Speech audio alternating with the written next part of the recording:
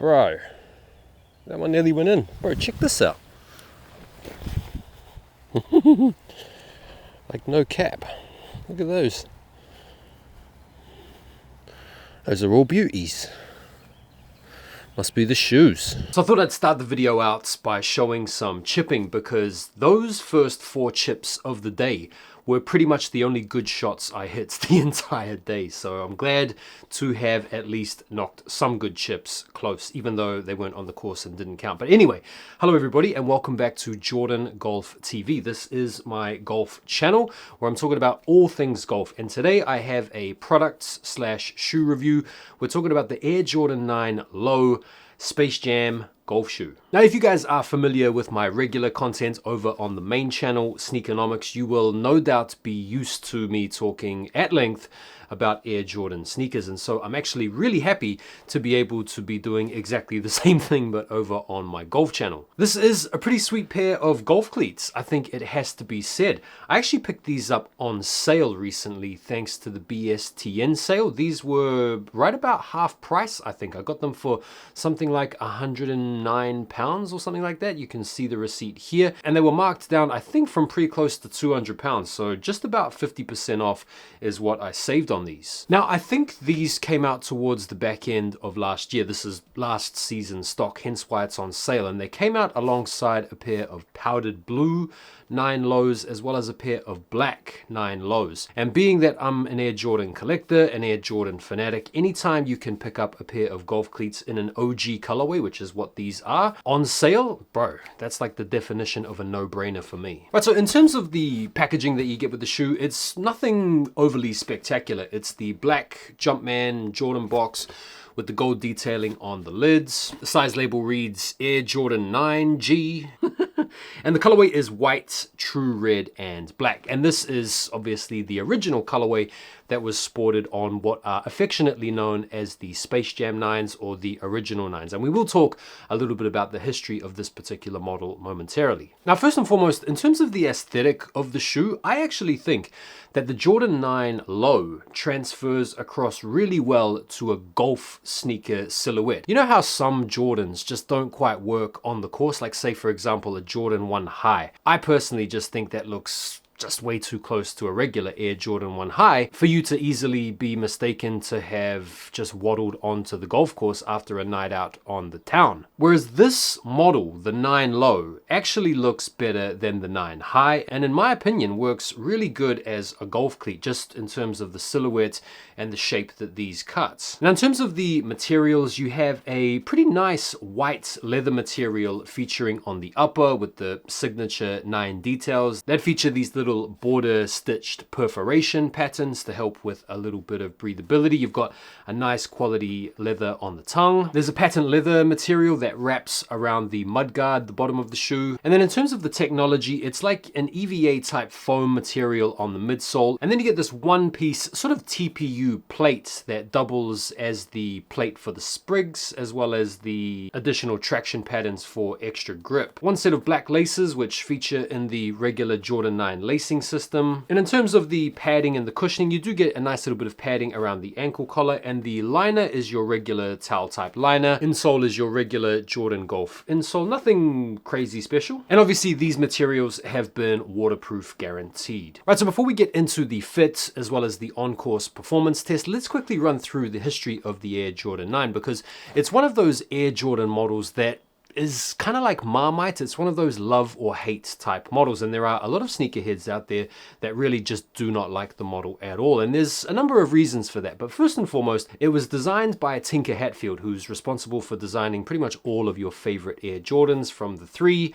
all the way up to the 23 and beyond. The sneaker came out during MJ's first retirement, which is one of the first reasons that a lot of people out there don't like the Air Jordan 9. It's because MJ wasn't around to wear them on courts. And in fact, it was the other pastime or the other sport that he pursued during his retirement that gave a bit of the inspiration for the design of the Air Jordan 9, in that It's based on a baseball cleat. Now this particular colorway is originally called the white, black, and true red, but they became affectionately known as the Space Jams because they featured in the movie. Now I don't actually have any Jordan 9s in the collection, but my missus does. She has a pair of the Space Jams from 2010, I think. Yeah. So one of the interesting design features about the Air Jordan 9 in general that really typifies that moment in time in the early to mid 90s when MJ was basically going global and making people around the world fall in love with the game is the featuring of different types of languages on the outsole. You guys might recognize some foreign language characters. You also have this little back tab featuring the Jumpman in front of a globe. And so these details were supposed to talk how MJ was basically going global at the time. They only had 4 original colorways of the Air Jordan 9 back in 1993, 1994. You had these, the black and the white and the reds. You also had the powdered blues,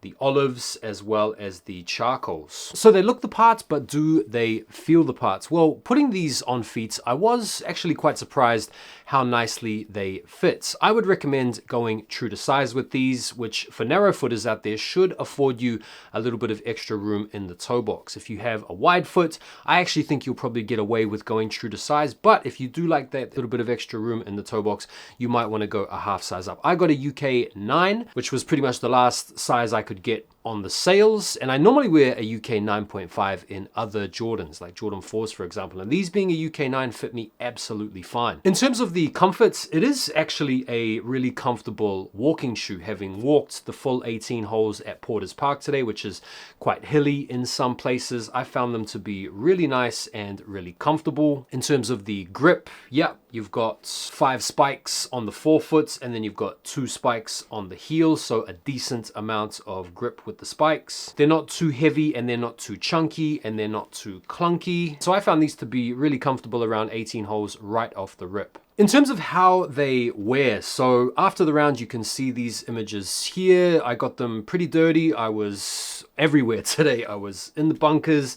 I was in the water, I was in the trees, I was in the woods. I definitely got some good value for money from today's round. So these were in all conditions, and yeah, they got a good beating, but honestly, after just scrubbing them with some soap and some water, they have come out fantastically. I mean, look at that. There's not even any creasing on the toe box. There is a little bit of creasing on the patent leather, and there is a little bit of creasing on the foam on the midsole, but honestly, compared to like the Tour Victory 4s, which are all leather on the upper and creased crazy right off the rip, these are barely showing anywhere after one round. So in terms of keeping them clean, I think this is a very easy shoe to maintain. And I think they're an absolute steal at £110 where I got them on sale. So I'm actually really delighted with these. I think if you can pick a pair of these up, maybe lightly used for even lower than what I paid, or if you can pick a pair up in the sales right now, this is a really good option. And this particular colorway, this white colorway, is going to be an absolute banging colorway